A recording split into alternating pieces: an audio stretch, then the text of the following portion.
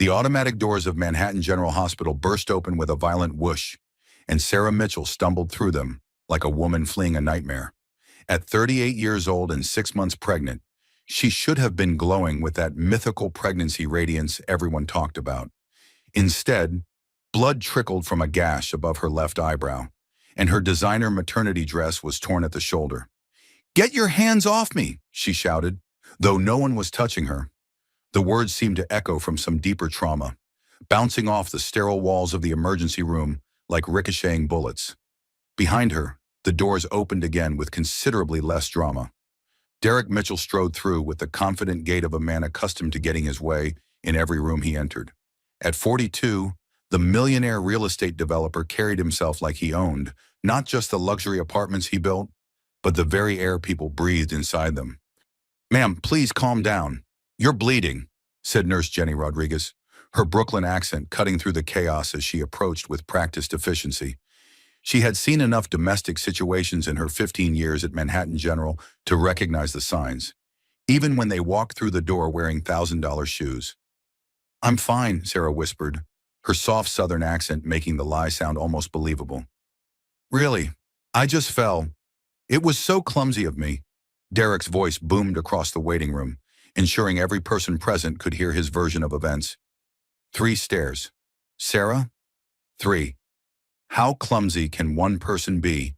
I keep telling her to be more careful, especially in her condition, but she just won't listen." The fluorescent lights hummed overhead, casting that particular hospital pallor that made everyone look slightly ill. Sarah touched her belly protectively, feeling the baby shift inside her as if sensing the tension that had become their constant companion these past months. "Sir, your wife needs stitches," Nurse Jenny said firmly, positioning herself between Derek and Sarah with the subtle skill of someone who had done this before. "The head wound is deeper than it looks. Please wait outside while we get her into a room."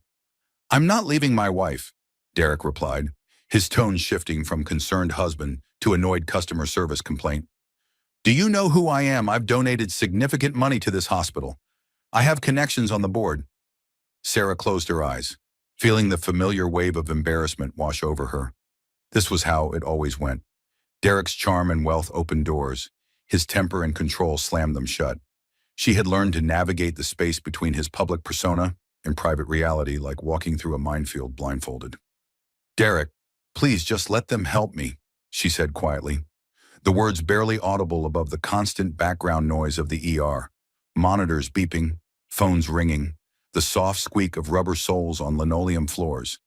A young resident approached with a clipboard, his white coat still crisp enough to suggest he hadn't been on shift very long.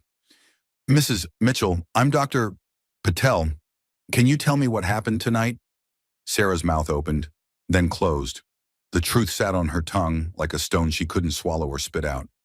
Derek had pushed her, not down 3 stairs as he kept insisting, but 5. And it hadn't been an accident. It had happened because she'd asked about the credit card statement that showed a charge for jewelry she'd never received, flowers she'd never seen, dinners at restaurants she'd never been to. "She fell down the stairs outside our building," Derek answered before Sarah could speak. "Pregnancy makes women so emotional, so unsteady. The hormones, you know how it is." Dr. Patel looked between them, his dark eyes taking in details that his medical training had taught him to notice. The angle of the cut on Sarah's forehead, the defensive way she held her arms, the controlling way Derek positioned himself in the conversation. "I need to examine Mrs. Mitchell privately," Dr. Patel said. "Hospital policy for all head injuries." "That's ridiculous," Derek protested. "I'm her husband. I have every right to be present during her medical treatment." Nurse Jenny stepped forward, her voice carrying the authority of someone who had dealt with difficult family members before. "Sir, you can wait in the family area. We'll update you as soon as possible." The curtain around bed 7 swished closed with a finality that muffled Derek's continued protests. For the first time in hours, Sarah felt like she could breathe without measuring each inhalation against Derek's mood. "Okay, honey," Nurse Jenny said, her voice gentling now that they were alone. "Let's get you cleaned up and see what we're dealing with. How far along are you?" 24 weeks, Sarah replied, accepting the hospital gown Jenny offered. The baby's been moving a lot tonight. I think all the stress upset her. Her, Jenny smiled as she began cleaning the wound with practiced gentleness. You know it's a girl. We found out last month. Derek wanted a boy, but I'm happy either way. I just want her to be healthy. Sarah's voice caught slightly on the last word, and she wondered if her definition of healthy was the same as other mothers. Would her daughter be healthy if she grew up watching her father treat her mother like property? Would she learn that love meant accepting whatever treatment you received? This is going to need about 6 stitches, Jenny said, examining the cut more closely. It's clean, though. Should heal nicely. How did you say this happened again? Sarah stared at the ceiling tiles, counting the tiny holes in the acoustic panels. She had become an expert at finding patterns in mundane things during uncomfortable conversations. I fell down some stairs. I've been so clumsy lately. Jenny nodded, but her expression suggested she had heard this particular explanation before. Doctor, Patel will be back in a few minutes to stitch you up. Is there anyone you'd like us to call, family members who could come sit with you? The question hung in the air like incense, heavy with implications Sarah wasn't ready to examine. Her parents had died in a car accident when she was 16. She had grown up in the care of her godfather, but she hadn't spoken to him in months. Derek had a way of gradually isolating her from other relationships, always with reasonable explanations that made her feel selfish for wanting to maintain connections outside their marriage. No, Sarah said finally. There's no one to call. Outside the curtain, the emergency room continued its late-night rhythm.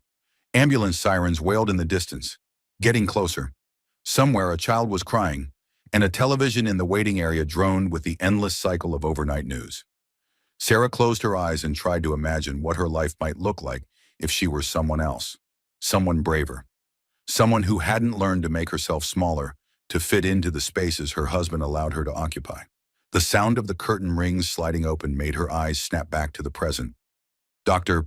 Patel returned with a suture kit, but something in his expression had changed. He looked more alert, more focused. Mrs. Mitchell, there's been a slight change in your case assignment. Dr. Sterling is going to take over your care. He was finishing surgery when your case came in, and he specifically requested to see you. Sarah's heart stopped for a full beat, then began racing so fast she was sure the monitors would start alarming. Dr.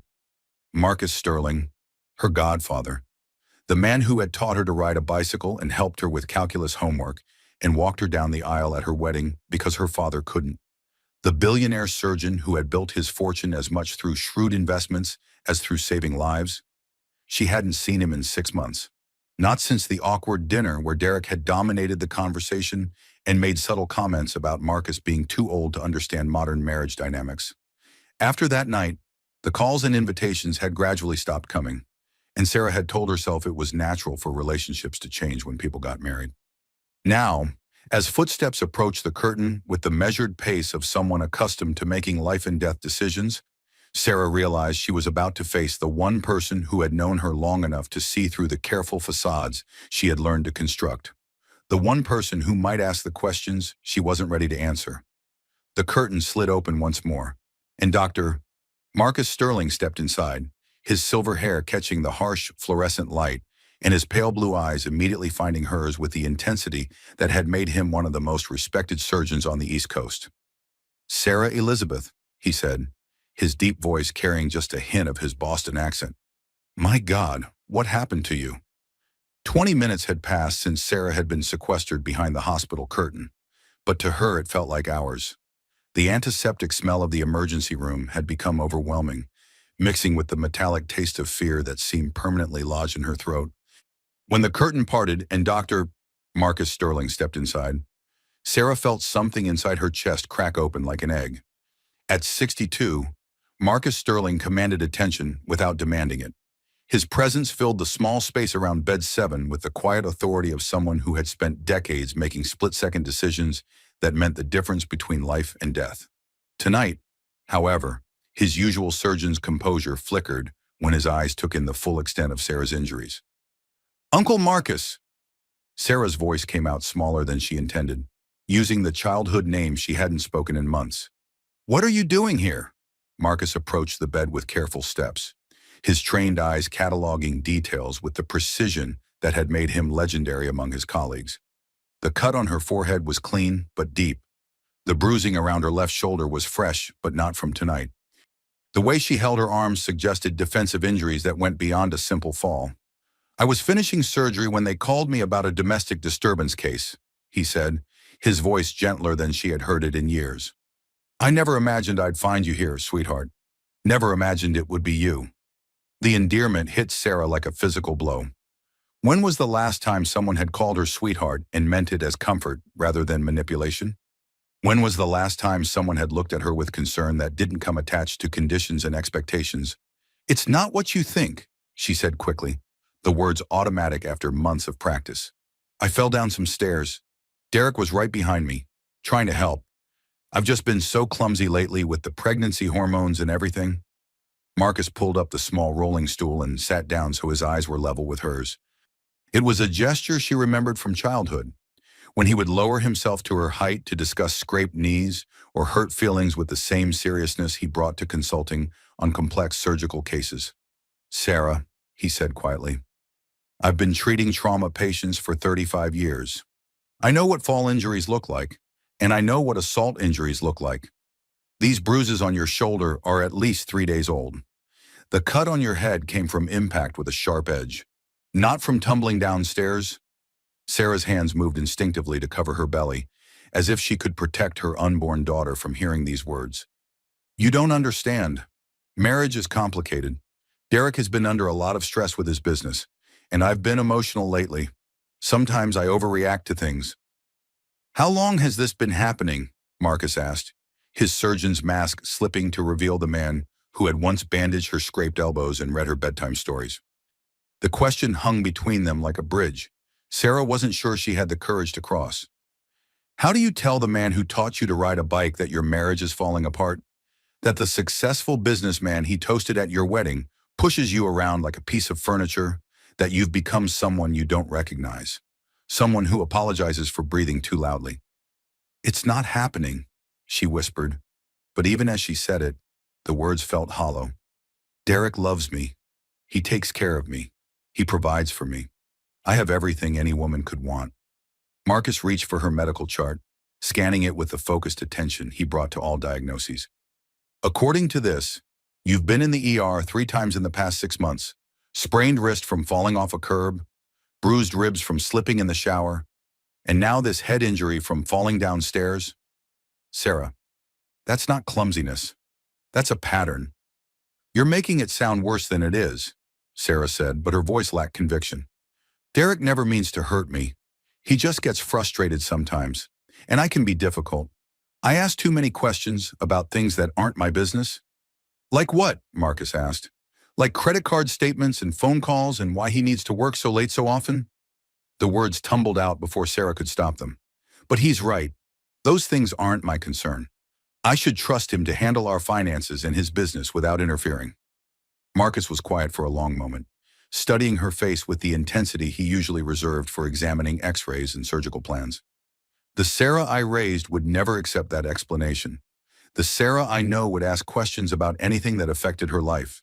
What happened to that woman?" The question hit Sarah like a physical blow because she had been asking herself the same thing for months.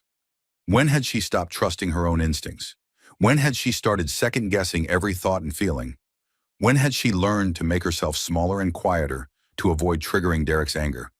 "People change when they get married," she said finally. "You learn to compromise. You learn to put your partner's needs first." "Compromise is about finding middle ground," Marcus replied. "It's not about erasing yourself to accommodate someone else's control issues." Before Sarah could respond, the curtain rings rattled, and Derek's voice announced his presence before he became visible.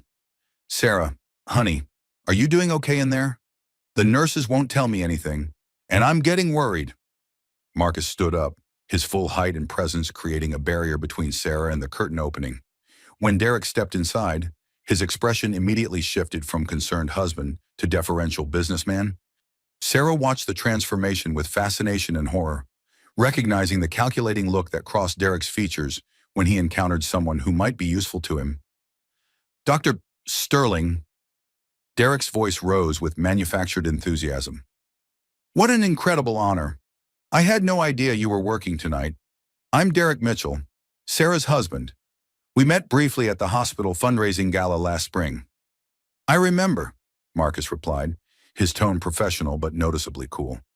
Please explain to me how your pregnant wife ended up bleeding in my emergency room. Derek launched into his prepared narrative with the polish of someone who had been practicing the story in his head. Sarah's pregnancy had made her emotional and unsteady. She had been having what he diplomatically called episodes of irrational behavior. Tonight, she had stormed out of their apartment after an argument about something trivial, and in her emotional state, she had missed her footing on the exterior stairs of their building. I was right behind her, trying to calm her down, Derek said, his voice carrying just the right note of concerned frustration. But you know how pregnant women can be. The hormones make them unpredictable. I've been trying to get her to see someone about the mood swings, but she refuses to admit there's a problem. Sarah felt herself shrinking inside her own skin as Derek painted her as an unstable, emotional woman who couldn't be trusted to walk downstairs without supervision. The worst part was how reasonable he made it sound, how he positioned himself as the long-suffering husband dealing with a wife who had become a liability. Is that what happened, Sarah? Marcus asked, his eyes finding hers across the small space. Sarah started, then stopped. The truth sat in her throat like a stone, but Derek's presence made it impossible to speak. She could feel his expectations pressing against her like a physical weight, demanding that she confirm his version of events. She's been having trouble with reality lately, Derek continued when Sarah hesitated. Imagining conflicts that didn't happen, accusing me of things that never occurred. Her therapist thinks it might be pregnancy-related anxiety, but I'm starting to worry it's something more serious. Marcus nodded slowly, and for a moment Sarah thought he might actually believe Derek's explanation. Her heart sank as she imagined being dismissed as another hysterical pregnant woman whose hormones had made her unreliable. She had seen it happen to other women, had watched doctors nod sympathetically while discounting everything their female patients said. That's certainly possible, Marcus said carefully. Pregnancy can affect cognitive function and emotional regulation. We should definitely run some tests to rule out any underlying conditions. Derek's smile was triumphant, but Sarah caught something in Marcus's expression that suggested the conversation wasn't over. There was a glint in his pale blue eyes that reminded her of the way he used to look when he was working through a particularly complex surgical problem. In fact, Marcus continued, I think Sarah should stay overnight for observation. Head injuries can be unpredictable, especially in pregnant patients. We need to monitor her for signs of concussion and make sure the baby isn't showing any stress responses to the trauma. That's not necessary, Derek said quickly. Sarah will be more comfortable at home, in familiar surroundings. I can keep an eye on her. I'm afraid I have to insist, Marcus replied, his tone leaving no room for argument. As her attending physician, I'm responsible for her care while she's in this hospital. And my medical opinion is that she needs professional monitoring for the next 24 hours. Sarah watched the two men face off across her hospital bed, understanding that they were having a conversation that went far beyond medical necessity. Derek's jaw tightened almost imperceptibly, and she recognized the warning signs of his anger beginning to build. Dr. Sterling, Derek said, his voice still pleasant, but with an edge Sarah had learned to fear. I appreciate your thoroughness, but I think you're being overly cautious. Sarah has always been prone to dramatic interpretations of minor incidents. A night in the hospital will just feed into her tendency toward hypochondria. Nevertheless, Marcus replied firmly, she's staying.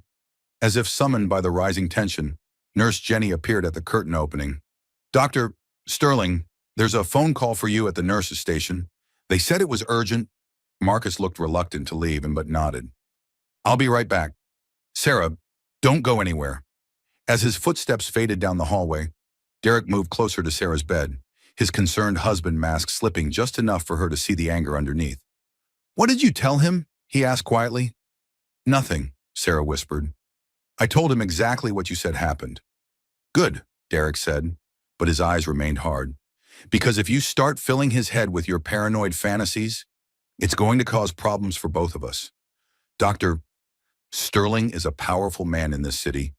We don't want to make an enemy of him over your emotional instability. Sarah nodded, but something had shifted inside her during the conversation with Marcus.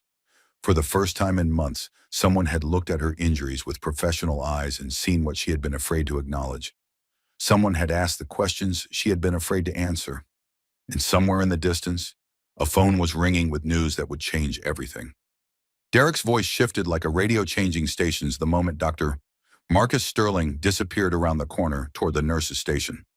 The concerned husband frequency gave way to something harder, more calculating, as he moved closer to Sarah's hospital bed. "Listen to me very carefully," he said, his voice barely above a whisper but carrying the weight of a threat. "I know what you're thinking. You see your rich godfather, and you think this is your chance to play the victim, but before you say something you'll regret. Remember what's at stake here." Sarah's hand moved protectively to her belly, where their daughter seemed to be responding to the tension with increased movement. "Derek, I haven't said anything. I told him exactly what you wanted me to say. And you'll keep telling that story," Derek continued, "because the alternative isn't just bad for me, it's bad for you too. Do you think any court in this country would give custody of our child to a woman with a documented history of mental instability? A woman who's been hospitalized multiple times for injuries she can't remember getting?" The threat hung between them like poison gas, invisible but deadly. Sarah had learned to read the subtle shifts in Derek's tone that preceded his most effective psychological attacks. He never raised his voice in public, never made threats that could be overheard or recorded. His weapon of choice was her own fear, carefully cultivated and expertly wielded. "I'm not going to say anything different," Sarah said quietly. "Can we please just get through tonight?" Derek's expression softened into the concerned husband mask as footsteps approached in the hallway. By the time Dr. Sterling returned, Derek was gently adjusting Sarah's hospital blanket and asking if she needed anything for her comfort. "How are you feeling, sweetheart?" Derek asked, the endearment delivered with perfect pitch to sound loving rather than possessive. "Everything okay?" Marcus asked, his sharp eyes taking in the scene with the trained observation of someone accustomed to reading subtle cues. "Just checking on my wife," Derek replied. "She looks tired. Are you sure keeping her here overnight is necessary? Our apartment is only 10 minutes away, and I could bring her back immediately if any symptoms developed." Marcus studied Derek with the same intensity he brought to examining suspicious x-rays. "Actually, I wanted to discuss something with both of you. Sarah's medical records show this is her third emergency room visit in 6 months.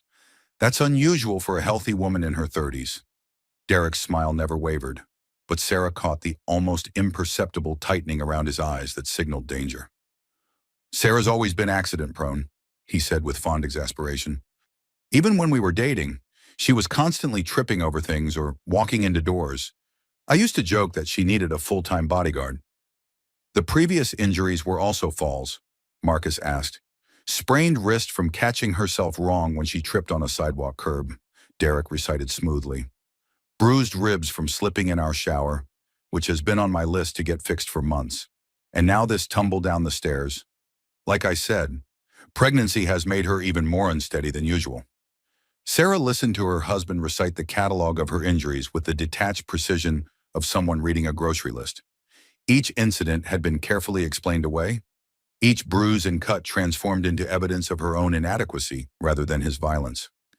"Have you considered that there might be an underlying medical condition causing these falls?" Marcus asked. "Inner ear problems, blood sugar issues, neurological conditions." "That's an excellent question," Derek said, his businessman's instincts sensing an opportunity. "I've been trying to get Sarah to see a specialist, but she's been resistant to the idea. She gets defensive when I suggest there might be something wrong." Marcus turned to Sarah. "What do you think? Have you noticed any dizziness, balance problems, episodes where you feel disoriented?" The question was a trap, and Sarah knew it. If she said yes, she would be confirming Derek's narrative that something was medically wrong with her. If she said no, she would be contradicting the explanation for her injuries. Either way, Derek would use her answer to support his version of events. "I've been tired lately," she said carefully. "The pregnancy has been more difficult than I expected, but I don't think there's anything seriously wrong with me. Fatigue can definitely affect coordination." Marcus agreed. "But given the frequency and severity of these incidents, I think some additional testing would be prudent.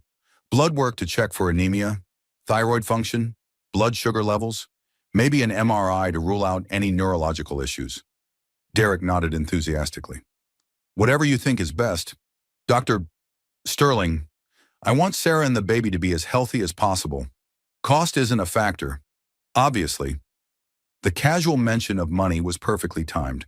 Sarah realized. Derek was reminding Marcus that they were wealthy patients, the kind who generated significant revenue for the hospital and whose satisfaction mattered to administrators. He was also positioning himself as the devoted husband, willing to spare no expense for his wife's care. The testing can wait until after the baby is born, Marcus said. For now, let's focus on monitoring Sarah's recovery from tonight's injury and making sure there are no complications with the pregnancy. Of course, Derek agreed. Should I plan to stay here with her tonight? I could sleep in the chair if necessary. That won't be necessary, Marcus replied. Sarah needs rest, and hospitals aren't comfortable places for family members to spend the night. Why don't you go home, get some sleep, and come back in the morning? Sarah felt a moment of panic at the thought of Derek leaving. As much as his presence frightened her, his absence meant being alone with her thoughts and the growing certainty that she couldn't continue living this way. It meant facing the questions Marcus might ask without Derek there to provide the approved answers. I hate to leave her alone, Derek said, playing the reluctant husband perfectly. What if she needs something during the night? The nursing staff will take excellent care of her, Marcus assured him, and I'll be checking on her personally throughout my shift. Derek leaned down to kiss Sarah's forehead, his lips lingering just long enough to whisper, "Remember what we talked about, honey? I love you, and I'll see you first thing in the morning." To anyone watching, it looked like a tender goodbye between devoted spouses. But Sarah heard the warning embedded in the endearment, felt the subtle pressure of his fingers on her shoulder that reminded her of his strength and her vulnerability. "I love you too," she replied automatically, the words as rehearsed as everything else in their public performance. After Derek left, the small space around Sarah's bed felt simultaneously larger and more intimate. Marcus pulled up the rolling stool again and sat down, his presence both comforting and intimidating. "Now then," he said quietly, "would you like to tell me what really happened tonight?" Sarah stared at the ceiling tiles, counting the tiny holes in the acoustic panels while searching for words that wouldn't betray her husband or condemn herself. "I told you. I fell down the stairs. Derek was trying to help me." "Sarah," Marcus said gently, "I've known you since you were 8 years old. I know when you're lying, and I know when you're scared. Right now, you're both." The observation hit Sarah like a physical blow because it was so accurate and so impossible to deny. She was lying, and she was scared, and the fact that Marcus could see through her careful facades made her feel simultaneously exposed and hopeful. "Even if something else happened," she said carefully, "what would be the point of talking about it? It's not like anything would change." "Why wouldn't anything change?" "Because Derek is right about one thing. Who would believe me? He's a successful businessman with connections and money and a reputation in this city. I'm just a pregnant woman with a history of accidents and emotional problems." Marcus was quiet for a long moment, studying her face with the intensity that had made him one of the most respected diagnosticians on the East Coast. "What kind of emotional problems?" Sarah hesitated, then decided that partial truth might be safer than complete lies. "I've been seeing a therapist for anxiety and depression. Derek thinks it's pregnancy-related, but it started before I got pregnant. I've been having trouble sleeping, trouble concentrating, trouble trusting my own memory about things." "When did these symptoms begin?" "About a year ago, maybe longer. It's hard to say exactly when it started." "What does your therapist think is causing the anxiety and depression?" Sarah's hands twisted in the hospital blanket as she searched for words that wouldn't reveal too much. "She thinks it might be related to unresolved grief from my parents' death, or adjustment issues with married life, or just my personality. Some people are naturally more anxious than others." Marcus nodded thoughtfully. "All of those are possibilities. But there's another possibility we should consider." "What's that?" "That your anxiety and depression are symptoms of trauma? That your memory problems and concentration issues are your mind's way of protecting you from experiences too painful to fully process." The words hung between them like a diagnosis Sarah wasn't ready to receive. She had spent months convincing herself that the problem was inside her head, That if she could just be stronger or smarter or more accommodating, Derek would stop hurting her. The idea that her symptoms might be normal responses to abnormal treatment was both terrifying and liberating. "I should let you rest," Marcus said, standing up from the stool.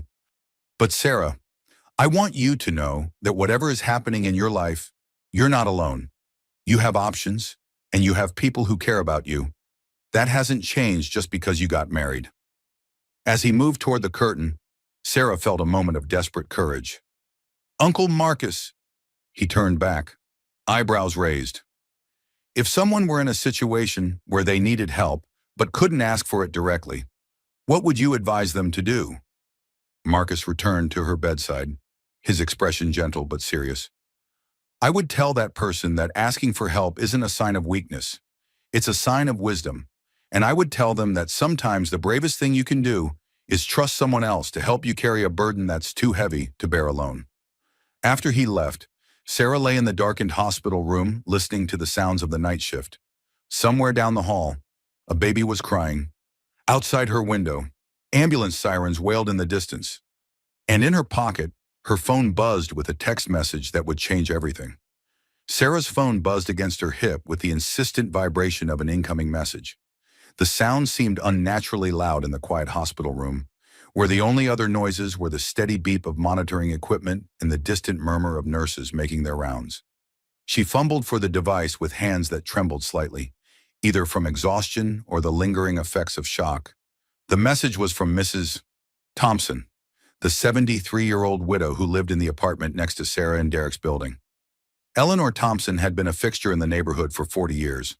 One of those elderly women who seemed to see everything from her strategically positioned kitchen window while appearing to mind her own business. "Sarah, honey, I saw everything from my window tonight. That man pushed you down those stairs on purpose. I recorded it on my phone. Are you okay? Please call me back when you can. I'm worried sick about you and the baby." Sarah stared at the message until the words blurred together, her heart hammering so hard she was certain the cardiac monitors would start alarming. Mrs.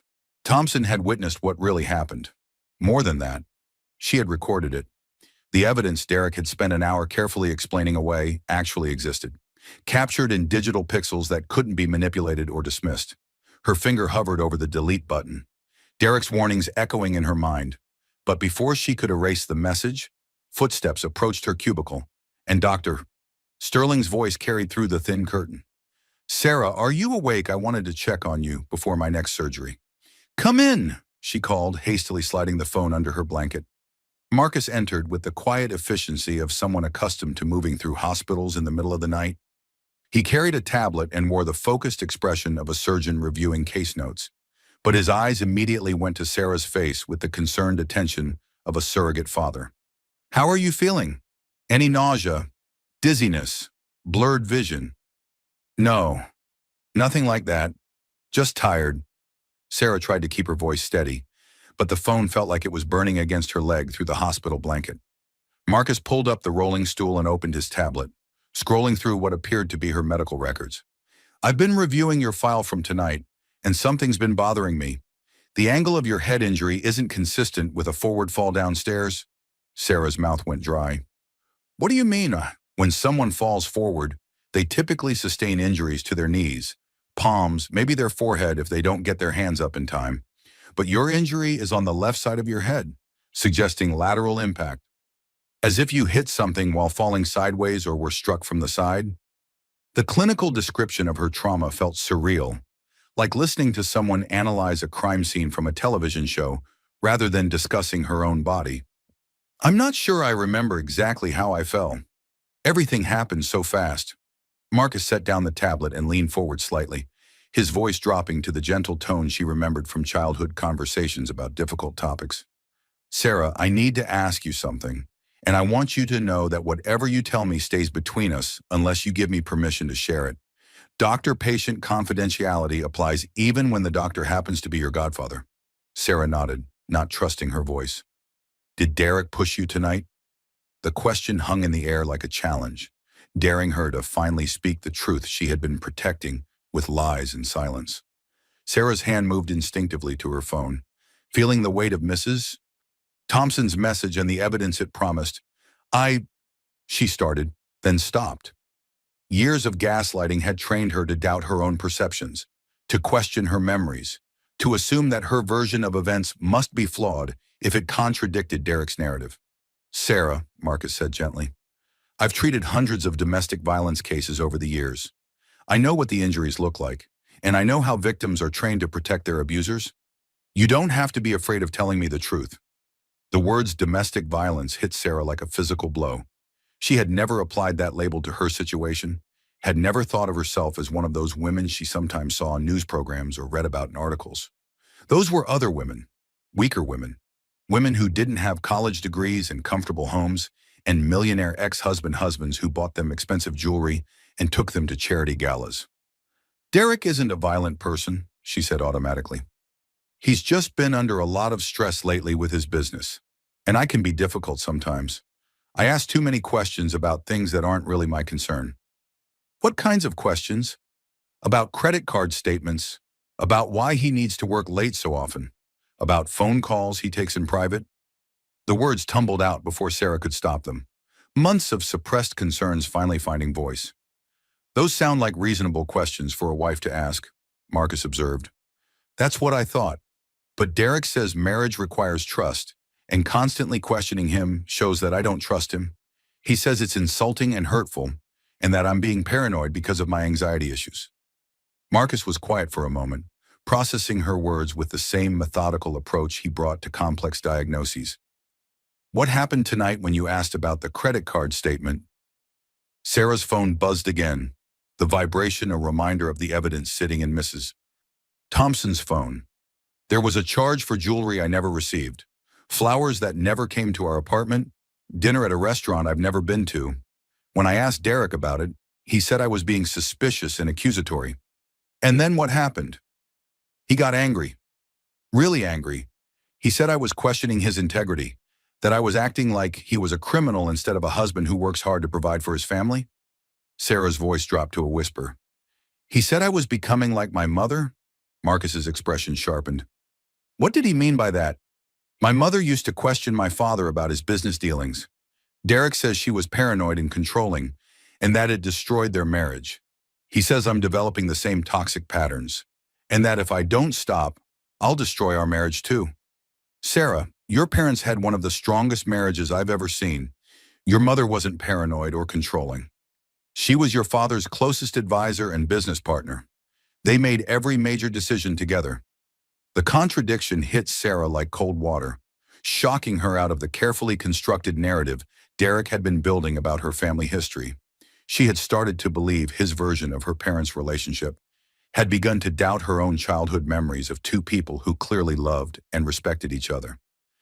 Then why would Derek say that? Because rewriting your family history is one of the classic tactics of psychological abuse. If he can convince you that your role models for healthy relationships were actually dysfunctional, it becomes easier to accept dysfunction as normal in your own marriage. The term psychological abuse joined domestic violence in Sarah's mental catalog of labels she wasn't ready to accept.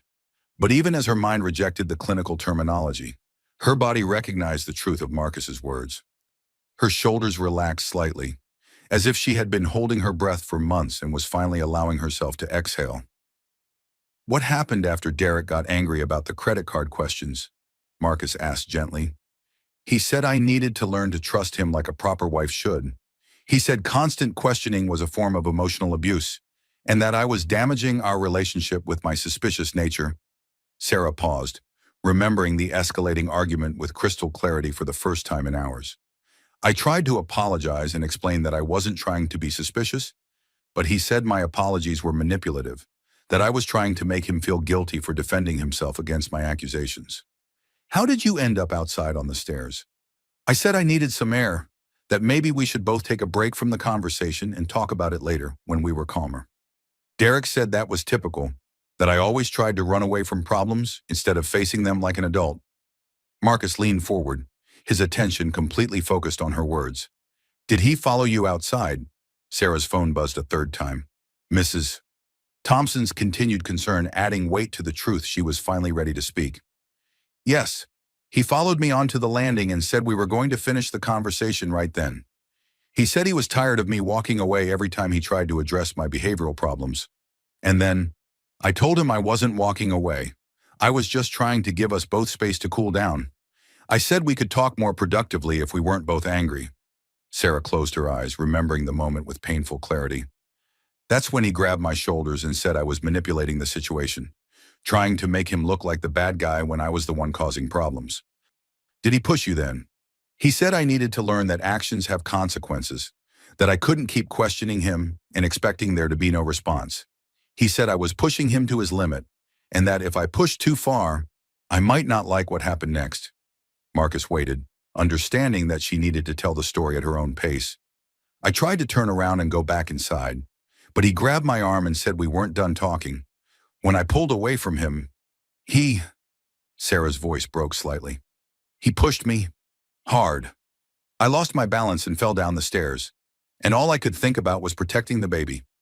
The admission hung between them like a bridge finally built after months of careful construction. Sarah felt simultaneously relieved and terrified, as if she had just stepped off a cliff and wasn't sure whether she would fly or fall. "Thank you for telling me the truth," Marcus said quietly. "I know how difficult that was." Sarah's phone buzzed again, and this time she pulled it out, showing Marcus the screen with Mrs. Thompson's messages. "My neighbor saw everything. She recorded it on her phone." Marcus read the messages, his expression growing more serious with each word. "This changes everything. Sarah, you have a witness and video evidence. Derek can't explain away what Mrs. Thompson recorded. But what if no one believes her? What if Derek convinces people that she's just a confused old woman who misunderstood what she saw? Mrs. Thompson is 73 years old and has lived in that building for 4 decades. She's sharp as a tack and has no reason to lie about what she witnessed. More importantly, you have corroborating evidence in your medical records, a pattern of injuries that supports her account." Sarah felt a flutter of something that might have been hope, quickly followed by a wave of familiar fear. "Derek will say I'm having another one of my episodes. He'll say the pregnancy has made me delusional, and that I've somehow convinced Mrs. Thompson to support my fantasies." "Let him try," Marcus said, his voice carrying the quiet confidence of someone accustomed to winning difficult battles.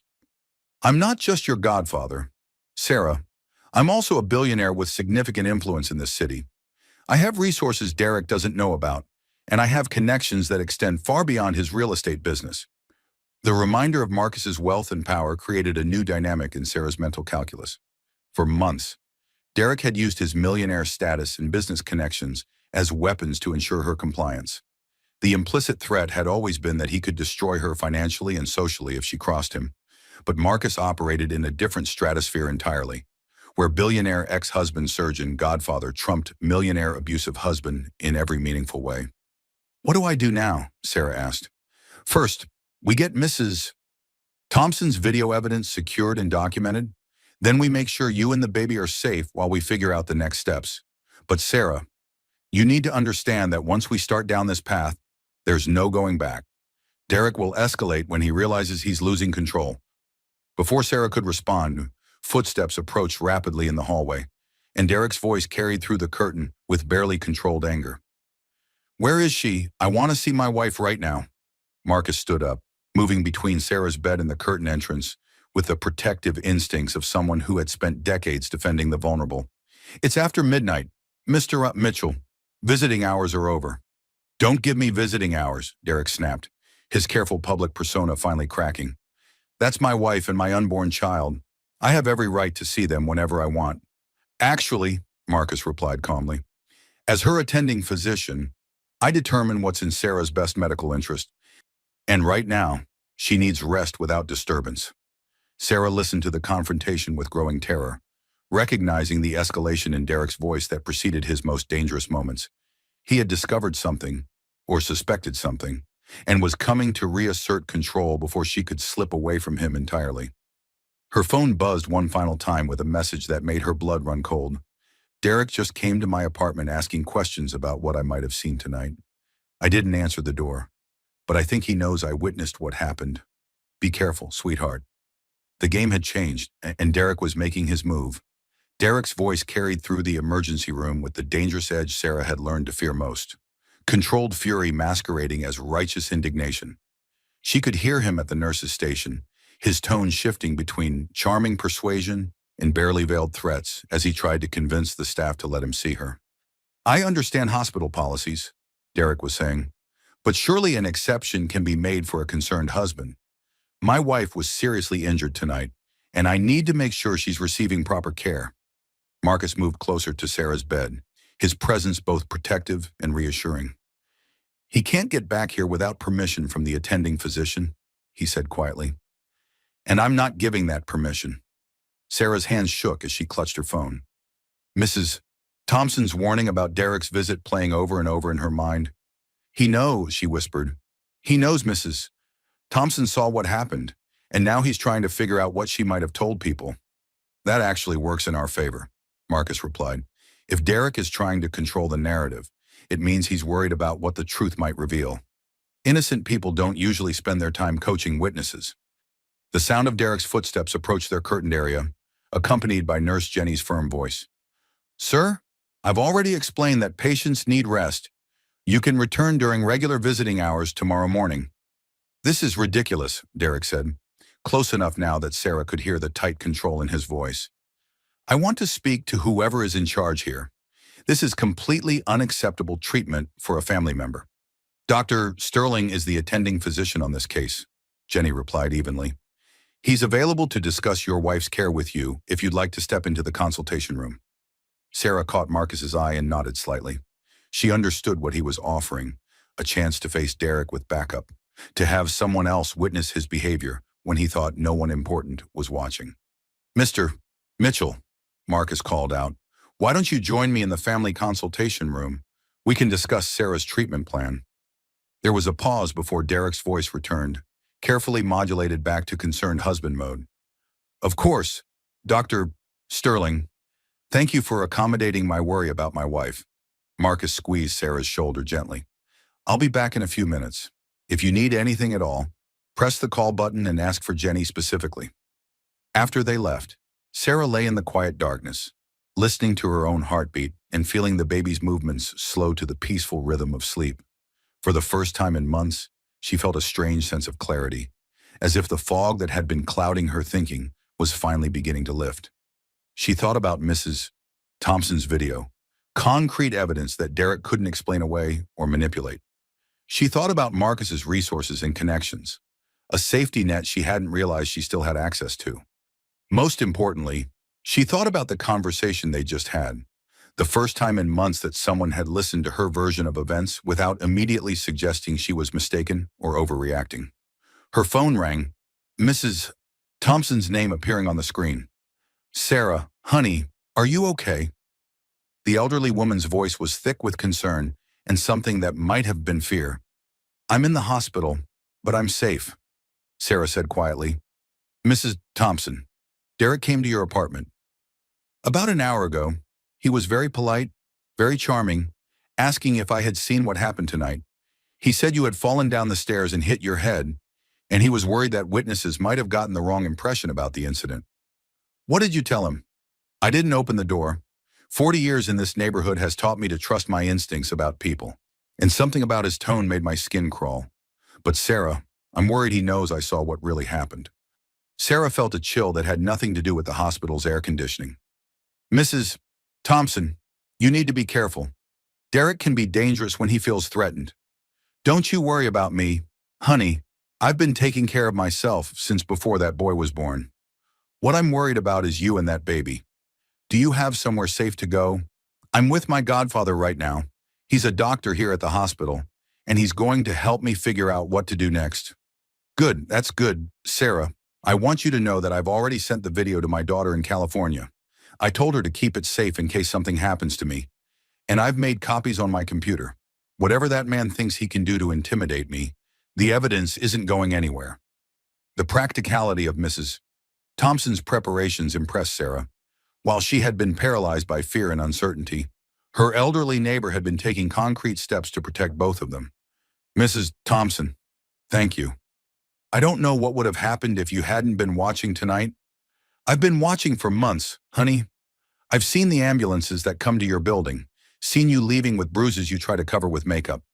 I should have said something sooner, but I wasn't sure how to approach you without making things worse. The admission hit Sarah like a revelation. She had thought she was hiding the abuse successfully, that her careful concealer and strategic clothing choices were maintaining the illusion of a perfect marriage. The idea that her neighbor had been witnessing and worrying about her situation for months was both embarrassing and oddly comforting. You couldn't have known how to help, Sarah said. I didn't even know how to help myself. Well, you're getting help now, and that's what matters. You call me if you need anything. Anything at all. And Sarah, you're stronger than you think you are. Surviving what you've been through takes tremendous courage. After they hung up, Sarah lay in the quiet hospital room thinking about courage. She had never thought of herself as courageous. Courage, in her mind, belonged to people who fought wars or rescued strangers from burning buildings or stood up to bullies in schoolyards. But maybe Mrs. Thompson was right. Maybe surviving each day in an abusive marriage, protecting her unborn child, finally finding the strength to tell the truth. Maybe those things required courage too. Down the hall, she could hear voices rising in what sounded like a heated conversation. Derek's tone was becoming more aggressive, and Marcus's responses were growing shorter and more clipped.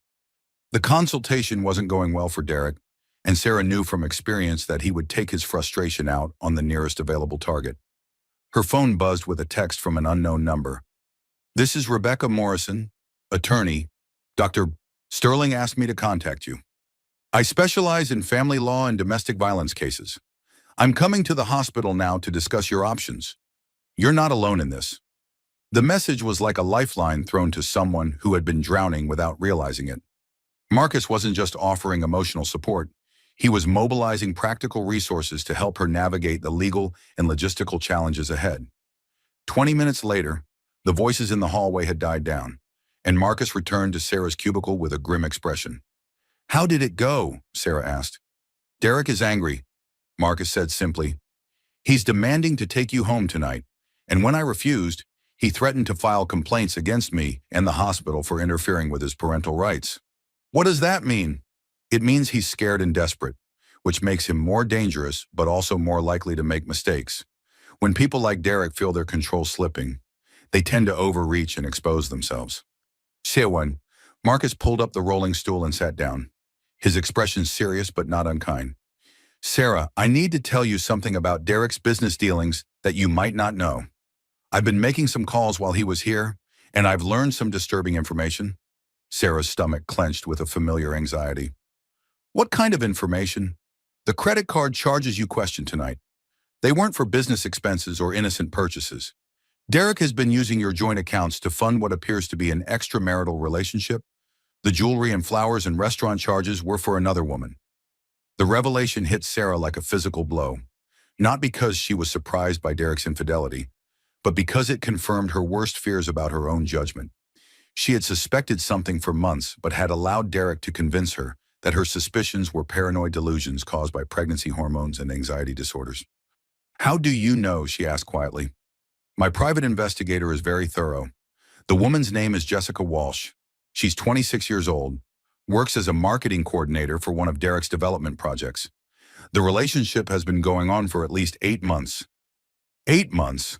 Sarah calculated backward and realized Derek had been cheating on her since before she got pregnant, possibly since before they started trying to have a baby.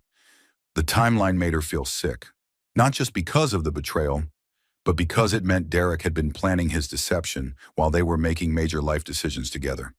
There's more, Marcus continued gently. Derek has been forging your signature on loan documents and using your name to secure financing for development projects that don't exist. You're potentially liable for millions of dollars in fraudulent debt. Sarah felt the room spinning around her as the full scope of Derek's deception became clear. He hadn't just been abusing her physically and emotionally. He had been systematically destroying her financial security and legal standing. The trust fund her parents had left her, the money Marcus had been carefully managing for her future, had been feeding Derek's business ventures and personal indulgences. Can he do that legally? She asked. Forging your signature is fraud, and using your credit and assets without your knowledge is theft. None of it is legal, but proving it and recovering the money will take time and resources. Resources I don't have if Derek has stolen everything, Marcus smiled grimly. Resources you don't have. Resources I do have. Sarah, I'm not just your godfather. I'm also the person your parents entrusted with ensuring your security and well-being. That includes protecting you from people who would take advantage of you, even if one of those people happens to be your husband. The reminder of her parents' trust brought tears to Sarah's eyes. They had died when she was 16, just young enough to need a guardian, but old enough to understand the responsibility Marcus had accepted by taking her in. He had never made her feel like a burden or an obligation, had never treated her like anything other than the daughter he had never had. What happens now? She asked. Now we document everything. Rebecca Morrison is on her way here with a legal team that specializes in complex domestic abuse cases involving financial crimes. We're going to protect you and the baby, secure the evidence of Derek's fraud, and make sure he can't hurt you again. Derek won't just accept that. He'll fight back. Of course he will. Men like Derek don't give up control easily. But Sarah, you need to understand something important. You're not fighting him alone anymore. You have resources now, and you have people who care about you and want to help. Before Sarah could respond, her phone rang with Derek's number displayed on the screen. She looked at Marcus questioningly. Answer it, he said, but put it on speaker so I can hear what he says. Sarah accepted the call, her hand trembling slightly as she pressed the speaker button. Sarah, honey, I'm outside in the parking lot. Dr. Sterling has some crazy idea that you need to stay here overnight, but I think you'd be more comfortable at home. Can you ask them to discharge you so we can go home together? The manipulation in Derek's voice was so subtle and practiced that Sarah might have missed it if Marcus hadn't been there to witness it. Derek was positioning himself as the reasonable husband whose wishes were being thwarted by an overzealous doctor, making it seem like Sarah's continued hospitalization was against her own interests. I think Dr. Sterling is right, Sarah said carefully. The head injury could be serious, and I want to make sure the baby is okay. Sweetheart, you know I always want what's best for you and our daughter. But hospitals are stressful places, and stress isn't good for the baby. Our own bed, our own space, familiar surroundings. Doesn't that sound better than a noisy hospital room? Marcus nodded encouragingly, and Sarah found the courage to say what she had been thinking. Actually, I feel safer here. I want to stay. There was a long pause before Derek responded, and when he did, his voice carried an edge of steel that Sarah recognized as dangerous. Safer, Sarah. What exactly do you think you need to be safe from? I just meant medically safer, in case there are complications from the head injury. Right. Of course. Well, if that's what you really want, I suppose I can't argue with medical advice. I'll see you first thing in the morning, and we can discuss this further then. The line went dead, and Sarah realized she was holding her breath. He knows, Marcus said quietly. He knows you're pulling away from him, and he's going to escalate. We need to move quickly. As if summoned by Marcus's words, a woman's voice called from the hallway. Dr. Sterling, I'm Rebecca Morrison. I'm here about the Mitchell case. The cavalry was arriving, and for the first time since this nightmare began, Sarah felt like she might actually survive it. Rebecca Morrison swept into Sarah's hospital room like a force of nature contained in a perfectly tailored Navy suit. At 45, she possessed the kind of commanding presence that made people pay attention before she even opened her mouth. Her silver hair was pulled back in a precise chignon, and her pale gray eyes held the calculating intensity of someone who had built a career destroying powerful men who hurt vulnerable women. Mrs. Mitchell, she said, extending a manicured hand. I'm Rebecca Morrison. Dr. Sterling has briefed me on your situation, and I want you to know that you're safe now. We're going to make sure Derek can never hurt you again. Sarah shook the offered hand, surprised by the firmness of Rebecca's grip and the confidence in her voice. She had expected a lawyer to be more cautious, more qualified in their promises, but Rebecca spoke with the certainty of someone who had won battles that others considered unwinnable. Dr. Sterling says you specialize in cases like mine? Sarah said hesitantly. I specialize in taking down abusive millionaire ex-husbands who think their money makes them untouchable. Rebecca replied bluntly. Derek Mitchell is exactly the kind of man I've been destroying in courtrooms for 20 years. Marcus pulled up additional chairs, transforming Sarah's small hospital cubicle into an impromptu war room. Rebecca, what do we need to know about the legal landscape here? Rebecca opened her briefcase and pulled out a tablet, her fingers flying across the screen with practiced efficiency. I've already run preliminary background checks on Derek's business dealings and financial situation. The picture that's emerging is significantly worse than simple domestic abuse. Sarah felt her stomach drop. Worse how? Derek's real estate business is on the verge of collapse. He's been using fraudulent loan applications and forged documents to secure financing for development projects that exist only on paper. The money has been funneled into personal accounts and high-risk investments that have failed spectacularly. What does that mean for Sarah? Marcus asked. It means Derek isn't just an abusive husband. He's a desperate criminal who's facing potential federal charges for fraud, money laundering, and racketeering. Men in his position become extremely dangerous when they realize their entire life is about to collapse. Sarah listened to this assessment with growing horror, understanding that she had been living with someone far more dangerous than she had realized. Derek's violence had been frightening enough when she thought it was about control and anger. The idea that it might be connected to criminal desperation made her feel physically sick. How much money are we talking about? She asked quietly. Rebecca scrolled through her tablet, her expression grim. Conservative estimate, Derek has stolen or misappropriated close to $15 million over the past 3 years. That includes Sarah's trust fund, fraudulent loans secured using her credit and assets, and money stolen from business partners and investors. 15 million? Sarah repeated numbly. I had no idea. Abusive spouses typically keep their victims isolated from financial information, Rebecca explained. Derek has been very careful to maintain the illusion that his business is successful while systematically looting every account he could access. Marcus leaned forward, his expression serious. What kind of legal exposure does Sarah face? Significant? If we don't act quickly, Derek has forged Sarah's signature on dozens of documents, making her appear complicit in his fraud. If federal investigators aren't made aware of the domestic abuse and forgery, Sarah could be charged as a co-conspirator. The room fell silent as the full scope of Derek's manipulation became clear. He hadn't just been stealing money, he had been positioning Sarah to take the fall if his crimes were discovered. The pattern of psychological abuse that had convinced her to doubt her own perceptions had also isolated her from the financial knowledge that might have protected her. What do we do? Sarah asked. We go on the offensive, Rebecca replied. Tomorrow morning, we file for an emergency restraining order based on tonight's assault and Mrs. Thompson's video evidence. Simultaneously, we contact federal investigators and provide them with documentation of Derek's fraud, making it clear that Sarah is a victim rather than a participant. Will that be enough to protect her legally? It's a start, but Sarah, you need to understand that this process is going to get much worse before it gets better. Derek will fight back viciously when he realizes what's happening. He'll try to discredit you, intimidate witnesses, and use every resource at his disposal to maintain control. Sarah thought about Derek's threats regarding custody of their unborn daughter, his promises to destroy her reputation and prove her mental instability. He said no court would give custody to someone with my psychiatric history. He's been recording my therapy sessions illegally. Rebecca's eyes hardened. Recording private therapy sessions without consent is a felony in New York.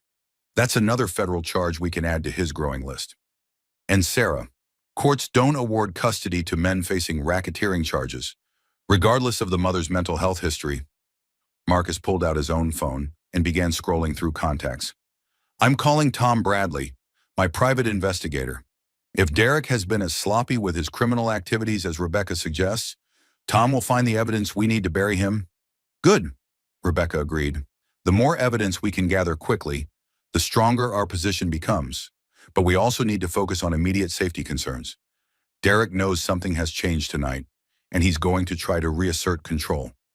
As if summoned by her words, Sarah's phone began ringing with Derek's contact information displayed on the screen. All three of them stared at the device as it buzzed insistently. Answer it, Rebecca said. Put it on speaker so we can document his behavior. Sarah accepted the call with trembling fingers, pressing the speaker button as Derek's voice filled the small space. Sarah, honey, I've been thinking about our conversation earlier, and I realize I may have been too harsh with you. Pregnancy is stressful, and I know you've been struggling with anxiety. Maybe we should look into getting you some additional help. The manipulation was so subtle and expertly crafted that Sarah felt herself responding to it emotionally, even as her rational mind recognized the technique. Derek was repositioning tonight's assault as a mental health crisis, requiring his intervention and care. "I'm feeling better now," Sarah said carefully. "Dr. Sterling thinks I should stay here tonight for observation." "Of course he does. But sweetheart, you know hospitals aren't the best place for someone dealing with emotional issues. All the noise and unfamiliar faces in medical procedures, that kind of environment can make anxiety much worse." Rebecca held up her tablet, showing Sarah a message she had typed. "Ask him about the credit card charges."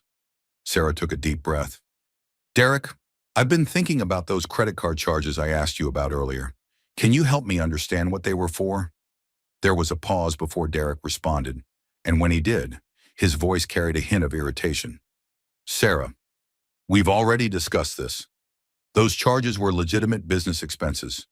The fact that you can't remember our conversation about them is exactly why I'm concerned about your mental state." "But I do remember our conversation," Sarah said, finding strength in Marcus and Rebecca's presence. "I remember asking about jewelry I never received and flowers that never came to our apartment. I remember you getting angry when I asked for explanations." "Honey, you're confused. The pregnancy and the head injury tonight have obviously affected your memory. This is exactly the kind of paranoid thinking that we need to address with professional help." Rebecca nodded approvingly and held up another message. "Tell him you're going to contact the credit card company directly." "I think I should call the credit card company tomorrow and get detailed statements for the past few months," Sarah said. "That way I can see exactly what the charges were for and put my mind at ease." The silence on Derek's end stretched long enough that Sarah wondered if the call had been disconnected. When he finally spoke, his voice had lost all pretense of patience and concern. "Sarah, I forbid you to contact the credit card company. Those are private business matters that don't concern you, and interfering with my financial affairs would be completely inappropriate for a wife." "Forbid," Sarah repeated, surprised by her own boldness. "Derek, they're joint accounts. I have every right to review the statements." "You have rights that I give you," Derek snapped, his mask finally slipping completely. "You live in a home I provide. You eat food I buy. You wear clothes I pay for. You don't have independent rights to anything, including our financial accounts." Rebecca was typing furiously on her tablet, documenting Derek's words as he revealed his true attitude toward his wife's autonomy. Marcus had pulled out his own phone and appeared to be recording the conversation. "That doesn't sound right," Sarah said, emboldened by her support team. "I thought married couples shared financial responsibilities in decision-making." "Married couples where the wife contributes something meaningful to the partnership? Yes, but you don't work, you don't earn income, and you don't have any business skills that qualify you to make financial decisions. Your job is to support me and raise our children, not to interfere with matters you don't understand." The contempt in Derek's voice was so naked and vicious that Sarah felt physically recoiled.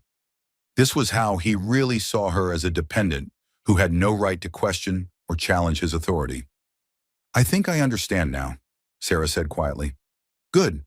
I'm glad we've cleared that up. Now, I want you to tell Dr. Sterling that you've changed your mind about staying overnight. I'll be there in 10 minutes to take you home. And tomorrow we're going to find you a psychiatrist who can help you work through these paranoid episodes." "Actually," Sarah said, her voice growing stronger, "I've decided I want to stay here tonight, and tomorrow I'm going to call a lawyer." The silence that followed was so complete that Sarah could hear Derek's breathing through the phone, quick and shallow with barely controlled rage. "You're going to call a lawyer," he repeated slowly. "Yes, I think I need someone to help me understand my rights regarding our finances and other marital matters." "Sarah," Derek said, his voice dropping to the dangerous whisper Sarah had learned to fear most. "If you call a lawyer, if you try to interfere with our marriage or my business, you will regret it for the rest of your life. I will destroy you so completely that you'll wish you had never been born." Rebecca leaned forward and spoke directly into the phone. "Mr. Mitchell, this is Rebecca Morrison, Mrs. Mitchell's attorney. I want you to know that I'm recording this conversation, and your threats against my client constitute criminal intimidation." The line went dead immediately, but not before they all heard Derek's stream of profanity and violent threats. "Well," Rebecca said calmly, "that went better than I expected. He just provided us with recorded evidence of financial abuse, domestic intimidation, and criminal threats. We'll have that restraining order by tomorrow afternoon." Sarah stared at her phone, unable to believe that the conversation had actually happened. For months, she had been terrified of confronting Derek about anything meaningful. Tonight, with the right support, she had not only challenged him, but had forced him to reveal his true nature to witnesses who could help her. "What happens now?" she asked. Marcus reached over and took her hand. "Now we make sure you and the baby are safe while Rebecca dismantles Derek's entire life piece by piece." "It won't be easy," Rebecca warned. "Derek will escalate before he accepts defeat. But Sarah, you need to know that you're not fighting him alone anymore. You have resources now, and you have people who care about you." As if to underscore Rebecca's warning, security guards appeared at the entrance to Sarah's cubicle. "Dr. Sterling, there's a man in the parking lot making threats about forcing his way into the hospital. Should we call the police?" Marcus and Rebecca exchanged looks. "Yes," Marcus said. "Call the police and increase security around the maternity ward. Derek Mitchell is not to be allowed anywhere near this hospital." Sarah closed her eyes and felt the baby moving inside her, as if sensing the tension and change in their circumstances. Whatever happened next, she was no longer facing it alone. The billionaire godfather she had lost touch with had returned with resources and connections Derek couldn't match. The nightmare was far from over, but for the first time in months, Sarah believed she might actually survive it. The war room atmosphere in Sarah's hospital cubicle intensified as the night progressed. What had started as a medical emergency had transformed into a complex legal and financial operation, with Marcus coordinating resources from his extensive network while Rebecca built an airtight case against Derek. Sarah watched in amazement as phone calls were made, documents were requested, and a comprehensive strategy took shape around her hospital bed. "Tom Bradley is on his way," Marcus announced, closing his phone after a brief conversation. "He's bringing copies of Derek's business records and bank statements. Apparently, Derek has been even sloppier with his fraud than we initially thought." Rebecca looked up from her tablet, where she had been drafting legal documents with practiced efficiency. "Good. The more evidence we can compile tonight, the stronger our position tomorrow. Sarah, I need you to think carefully about Derek's daily routines. Where does he keep important documents? What passwords might he use for business accounts? Any information could be crucial." Sarah tried to focus on practical details, but her mind kept drifting to the larger implications of what was happening. 6 hours ago, she had been a trapped wife in an abusive marriage, isolated and convinced that her situation was hopeless. Now she was surrounded by powerful allies who were treating Derek's crimes as solvable problems rather than insurmountable obstacles. "He has a home office with a safe behind his desk," she said slowly. "The combination is my birthday, which always seemed romantic until tonight. Now I wonder if he used it because he knew I would never suspect him of hiding things from me on my own birthday." "Classic manipulation," Rebecca agreed. "Abusers often use sentimental gestures to mask practical deceptions. What else can you tell us about his business practices?" "He gets a lot of phone calls that he takes in private, always steps out of the room or goes into his office and closes the door, and he travels frequently for what he calls client meetings. But he never wants me to know the details." Marcus frowned. "How frequently?" 2 or 3 times a month, usually overnight trips to other cities. Boston, Philadelphia, Washington, D.C. He says real estate development requires a lot of face-to-face meetings with investors and city planners. "Or meetings with Jessica Walsh," Rebecca said grimly, "the woman he's been having an affair with. Tom's preliminary investigation shows she's traveled with Derek on several of these business trips, with expenses charged to company accounts that don't exist." Sarah felt a familiar wave of humiliation wash over her, but this time it was accompanied by something new. Anger. For months, Derek had been making her feel paranoid and suspicious for questioning his behavior, while simultaneously using their joint accounts to fund romantic getaways with another woman. "How long has this been going on?" she asked. "At least 8 months, possibly longer. Jessica Walsh was hired as a marketing coordinator for Mitchell Development last year, but there's no evidence she's done any actual marketing work. Her salary appears to be payment for personal services." The clinical way Rebecca described Derek's infidelity somehow made it easier for Sarah to process. This wasn't about love or attraction or even dissatisfaction with their marriage. It was another form of theft, another way Derek had been stealing from their relationship while making Sarah feel responsible for his distance and anger. A knock on the cubicle's frame announced the arrival of Tom Bradley, Marcus's private investigator. At 58, Tom had the weathered appearance of someone who had spent decades digging up secrets that powerful people preferred to keep buried. He carried a briefcase and wore the expression of someone with very bad news to deliver. "Dr. Sterling, Miss Morrison," he said, nodding to each of them before turning to Sarah. "Mrs. Mitchell, I'm sorry we have to meet under these circumstances, but I think I can help you understand exactly what your husband has been doing behind your back." Tom opened his briefcase and spread documents across Sarah's hospital bed, like a detective laying out evidence at a crime scene. Bank statements, loan applications, business contracts, and photographs created a paper trail of Derek's criminal activities. "Let's start with the basics," Tom said. "Mitchell Development, Derek's real estate company, is technically bankrupt, has been for 18 months. The apparent success and ongoing projects are elaborate fiction designed to keep investors writing checks." Sarah stared at the financial documents, trying to reconcile the numbers with Derek's constant talk about successful deals and expanding business opportunities. "But he just bought a new Mercedes. He talks about projects worth millions of dollars." "The Mercedes is leased using fraudulent loan applications that list you as a cosigner," Tom explained. "The projects he discusses exist only in promotional materials designed to attract new investors. Derek has been running a sophisticated Ponzi scheme, using money from new investors to pay returns to previous investors while skimming significant amounts for personal expenses."